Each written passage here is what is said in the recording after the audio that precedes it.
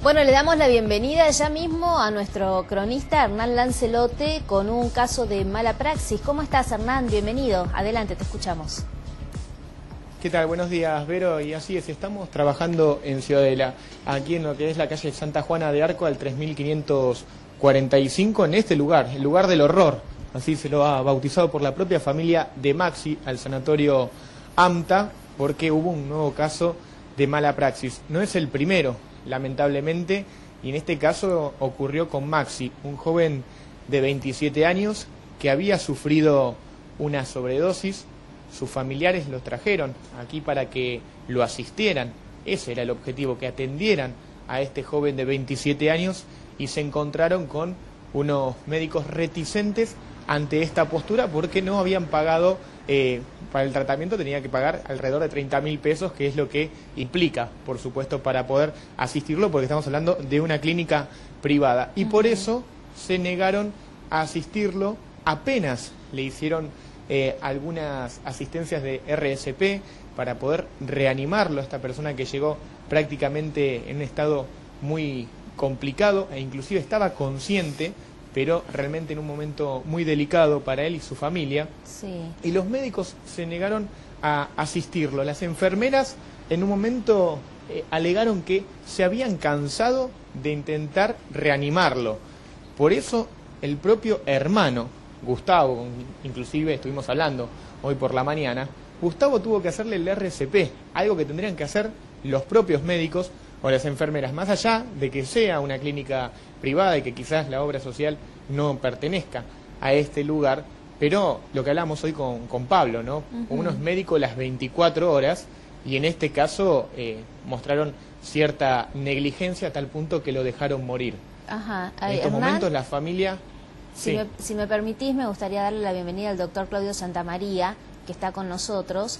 ¿Cómo le va, doctor? Y preguntarle a propósito de este caso, es la clínica, al ser privada, de todas maneras tiene la obligación de darle tratamiento a cualquier persona, más allá de que no se pague esto.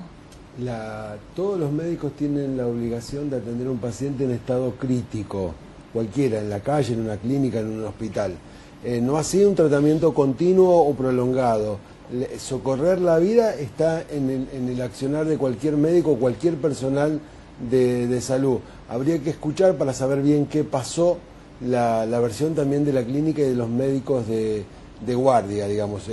Creo en el relato que está contando, pero también habría que escuchar. No creo que un médico no le dé atención a un paciente que, como cuentan ellos, quiera saber la causa que tiene. Siempre hay que prestar atención a un paciente que corre riesgo de vida. Hernán, la familia, ¿qué te comentaba?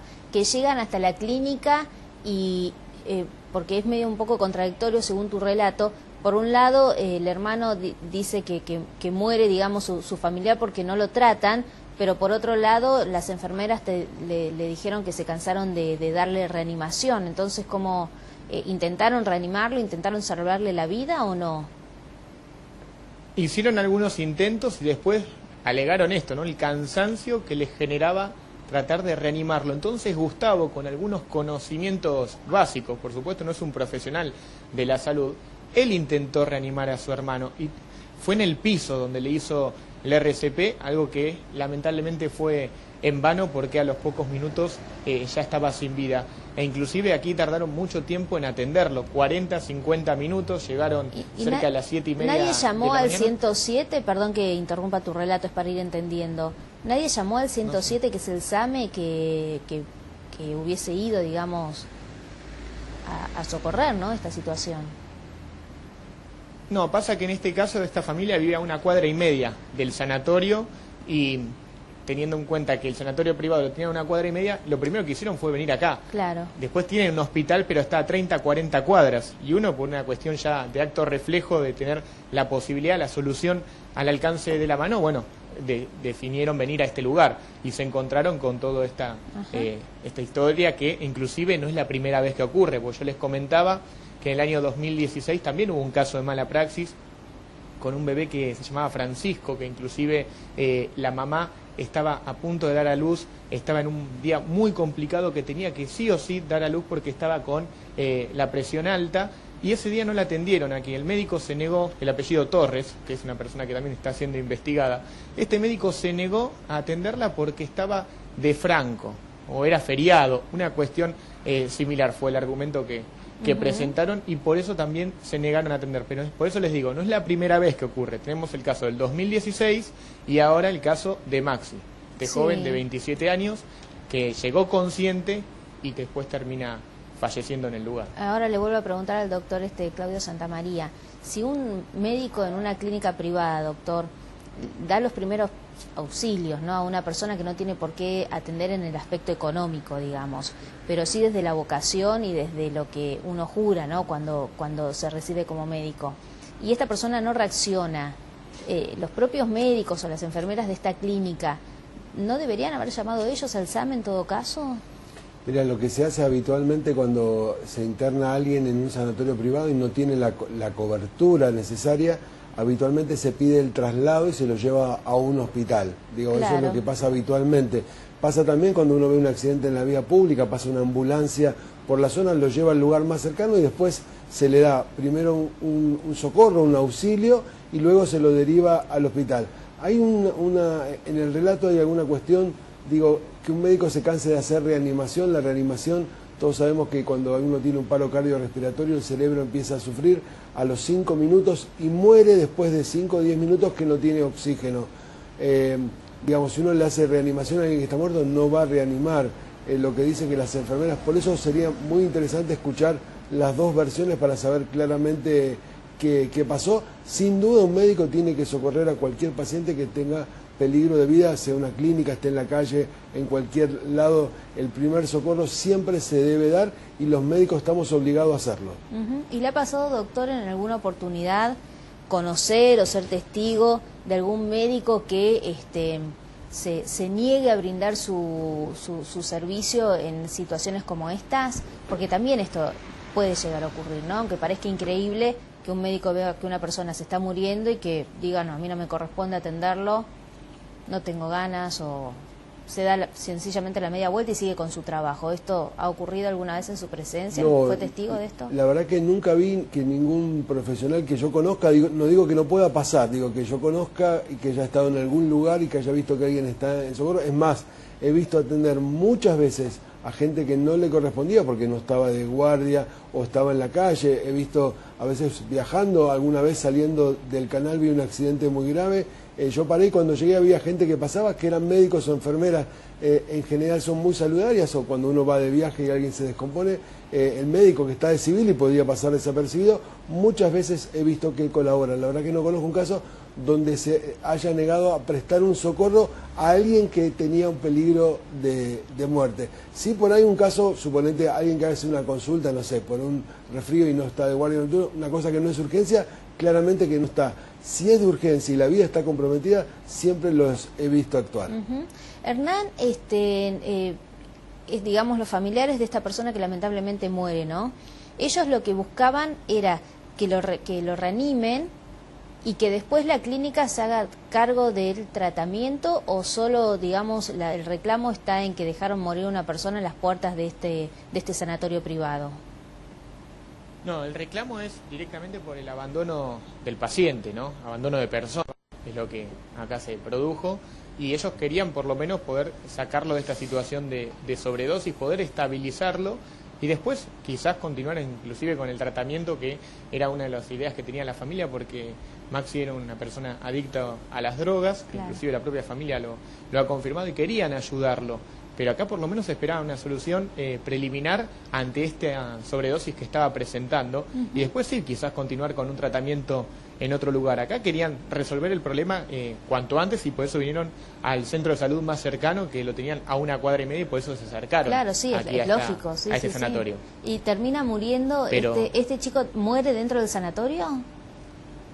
Sí, muere dentro del sanatorio, y los médicos le dijeron, y también casi estaba blanco cuando lo trajiste.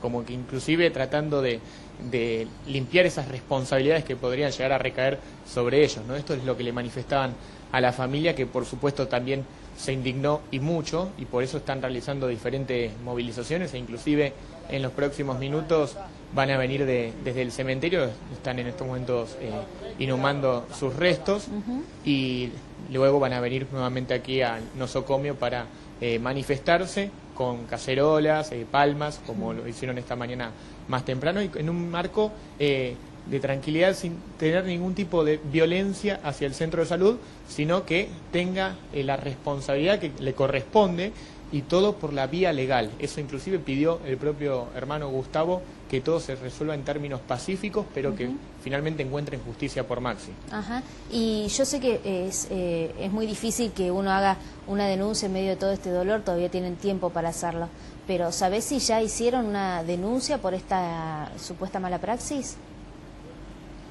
Todavía no la habían presentado formalmente, pero sí ya estuvieron en contacto con abogados. Querían primero saber si realmente se trataba de un abandono de persona, porque quizás ellos no tienen los conocimientos legales, por supuesto, y estaban tratando de asesorarse de manera correspondiente. Y en este caso les señalaron, en un fallo unánime les diría, que es abandono de persona, abandono de paciente, y por eso van a tomar cartas en el asunto en las próximas horas. Ahora están enterrando sus restos a pocas cuadras de aquí, y luego sí ya procederán de la manera legal. A ver, doctor. Hernán, ¿intentaste hablar con alguien de la clínica para ver qué, digamos, con alguien que te pueda dar el vocero de prensa, el director, el médico de guardia, que te puedan contar, digamos, qué pasó y qué pueden describir ellos, como para escuchar las dos versiones, digamos? Porque me parece que podría ser interesante, o no quieren atenderte.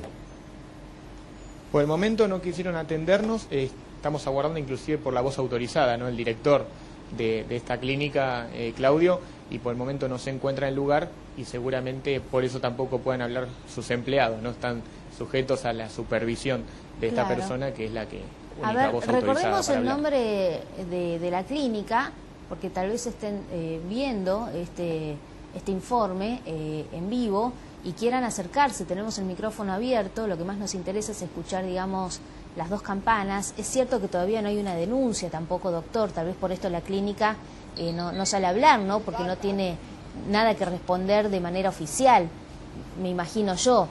Recuerden ustedes que el caso tiene que ver con un joven que llega aparentemente con una sobredosis, estimo yo, de drogas, no de alcohol, digamos, y era un adicto con problemas, y lo que dice el hermano de este joven es que desde la guardia de este sanatorio, de esta clínica, se niegan a darle los primeros auxilios, y por eso termina muriendo dentro del sanatorio, que recordemos es privado, esta persona, y que ahora, digamos, los familiares están enterrando sus restos en el cementerio. Es una situación que a cualquiera de nosotros nos puede pasar, ¿no? Buscar ser atendidos de manera inmediata en un lugar donde por regla hay que pagar porque es privado, pero no tenemos el dinero. Pero ha sido muy claro el doctor, que sabe, porque es doctor, y dice que no, que tienen la obligación de dar estos primeros auxilios cuando hay un riesgo de vida evidente, que sería este el caso.